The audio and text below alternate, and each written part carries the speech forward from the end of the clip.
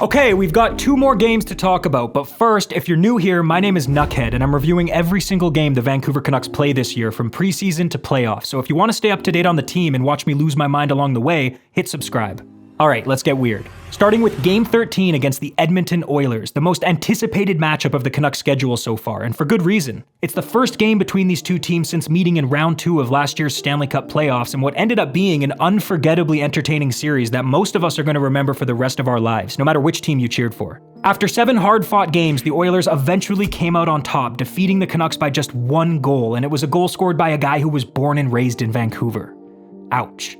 However, just a few weeks later, the Oilers were also eliminated, so in the end, it didn't really matter, but the rivalry was reborn. If they didn't hate each other before that series, they sure did after. At least the fan bases of both teams are cordial with one another. Anyway, let's see what happened. Leon Draisaitl scored 3 minutes into the game. 1-0 Edmonton.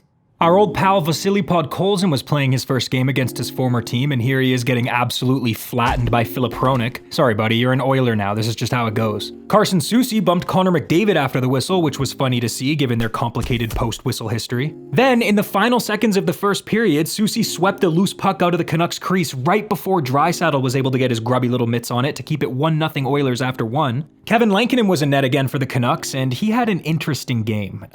We'll get to what I mean by that a little later, but for now, here he is making a nice save on a shot from the 9th best defenseman in the league, Evan Bouchard. Soucy attacked Adam Henrique after the whistle. Elias Pettersson grew a mustache. The Oilers scored again. 2-0. But then, the Oilers scored again. 3-0. But the Canucks answered quickly. Just 15 seconds later, we got a goal from Elias Pettersson. Look at that tip, it was so damn nasty. The power of the mustache. 3-1. A few moments later. Tees it up, Hronek scores! 3-2. Then Connor Garland drew a penalty, giving the Canucks their first power play of the game, and Elias Pettersson almost capitalized on it, but his shot hit the post. Oh, by the way, I think Petey's back. Garland dummied Ryan Nugent-Hopkins, Soucy hit Zach Hyman, Sherwood hit Draisaitl, Sherwood hit Nurse, Matthias Janmark bumped Tyler Myers after the whistle, so Myers sent him flying. Then, at the top of the 3rd period, Myers got called for tripping McDavid, giving the lethal Oilers power play a chance to double their lead with the man advantage. And they did. They did it. Right, I forgot. Kevin Lankinen made this unbelievable save to keep the score the same. However, just under a minute later, they did eventually score thanks to this incredible play by Elias Pettersson to knock the puck off McDavid when he could have just tapped it into the open net. That's awesome. Lankinen made another great save. The Oilers scored. 4-2. Then Filip Hronek got called for holding and Connor McDavid scored. 5-2 for the Oilers. What is happening? Whose fault is this? Why didn't he say that? Am I losing my mind? I need help. Suter scored. Yeah, it's kind of a weird game, if you ask me. The Canucks played very well for 2/3 of the game, and the only difference is the Oilers played well for all 3/3 of the game. I believe they're called periods. Anyway, the final score was 7-3 for the Oilers, but before we move on to Game 14, I just want to say something. This has been bothering me for quite some time. Look, the Canucks have never won a cup. Okay? I'm not the first person to tell you that. If you're a Canucks fan, you know. And if you're not a Canucks fan, you also know, because you don't let us forget about it. You're always like, hey, we won a cup, we got 5 cups, we got 5 big cups in our history, and you got none. Terrible franchise. The Canucks always lose.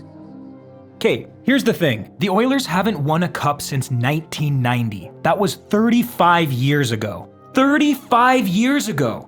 The NHL has changed so much since then. For example, there were only 21 teams back then. There's 32 now. There was no salary cap back then either. And I'm not just attacking Oilers fans here either. Let's say it's a Penguins fan bragging about the cup they won in 2017. That has no relevance today either. The only team that has any kind of bragging rights right now is the defending Stanley Cup champions, and that's the Florida Panthers. If your favorite team wins the cup, you have exactly 1 year to rub it in everyone's face, because once a new team is named champion, guess what? Yours isn't anymore. Aw, Nuckhead, what do you mean? If my team wins the cup, I have to forget about it a year later? No, the Penguins will always be the champion of the 2017 NHL season, and the Oilers will always be the champion of the 1990 NHL season. It just goes from being a relevant thing you can bring up when beefing with fans of other teams to just a fond memory that you can reminisce about, okay? When the Canucks win the Cup someday, I'm sure I'm gonna have so many memories attached to that time that I'll hold close to my heart forever. But I'm not gonna bring it up in 2075 and be like, Hey man, your team sucks because my team won a cup 50 years ago. Because that wouldn't make any sense. Got it, punks? Okay, now on to Game 14 against the Pause. Before we get into this game, I need to give you guys some context. So, you remember that super gutless hit on Brock Boeser from a few games back? Well, he hasn't returned to the lineup since. He missed the game against the Oilers we just spoke about, and he's not in this one against the Flames either. Not only did that stupid hit leave the Canucks without their best goal scorer, but it also led to them trading Daniel Sprong to the Seattle Kraken. Because once Boeser went down with that injury, it became blatantly obvious that the Canucks coaching staff didn't trust Sprong enough to play him that high up in the lineup, so they decided to send him to a new team where he'd have a better opportunity to prove himself. But still, who's gonna fill that first line right wing spot? I'll tell you who! Jonathan Lekeramaki! Finally, the Canucks' 15th overall pick in the 2022 NHL entry draft, Jonathan Lekeramaki, was called up to play in his first NHL game. And if you've been watching my content this year, you know how excited I am to see this guy play. And check this out. His first NHL touch of the puck was silky! Look at that! More about him later. Erik Brannstrom had a fantastic game, and it started with this great defensive play he made, sprawling out on the ice to stop a cross-crease pass from reaching the ex-Canuck Andrei Kuzmenko. Kevin Lankinen was back in net for the Canucks despite his very bad performance in the third period against the Oilers last game, but he looked good in this one. Here he is making his first nice save of the game. Also, great news for Canucks fans. Elias Pettersson continues to look more and more like himself with each passing game, and this one might have been his best one yet. Here he is sending a nice cross-ice pass over to Nils Höglander for a chance on net, but Flames goalie Dan Vladar was able to stop it. Quinn Hughes broke some ankles, Lekeramaki laid a big hit, Kevin Lankinen made a fantastic save on a chance for Kuzmenko, Vladar then made a great save on a chance for Pius Suter. Calgary scored. 1-0.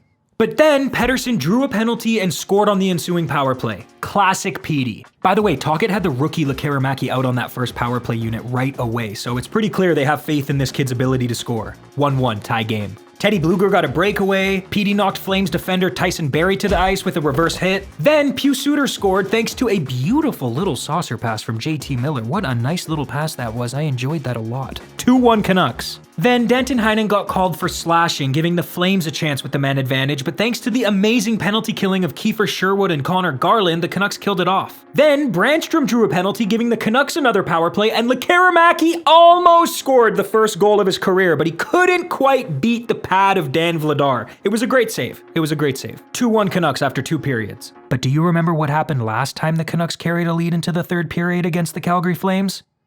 Me neither. Lekeramaki almost broke in on a breakaway, but Miller's pass was just out of his reach. Pettersson shot the puck so hard it knocked the Flames goalie's fucking head off. Roenick knocked Blake Coleman to the ice, and Coleman was mad. Carson Soucy laid a big hit. Then Calgary pulled their goalie with just over a minute left in the game, and guess who Tocchet put out there to defend the Canucks' lead late in the game? Jonathan Lekeramaki. That says a lot about what the Canucks coaching staff thinks of this kid.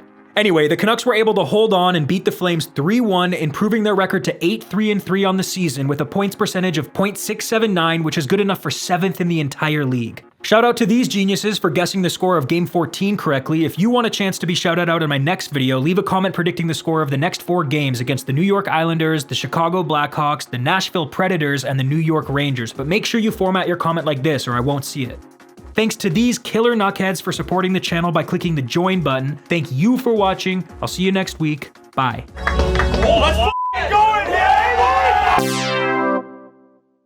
If that video made you laugh or cry or breathe, you're probably gonna like one of my other ones. So click one of these 2 videos right here. Just click it. Do it.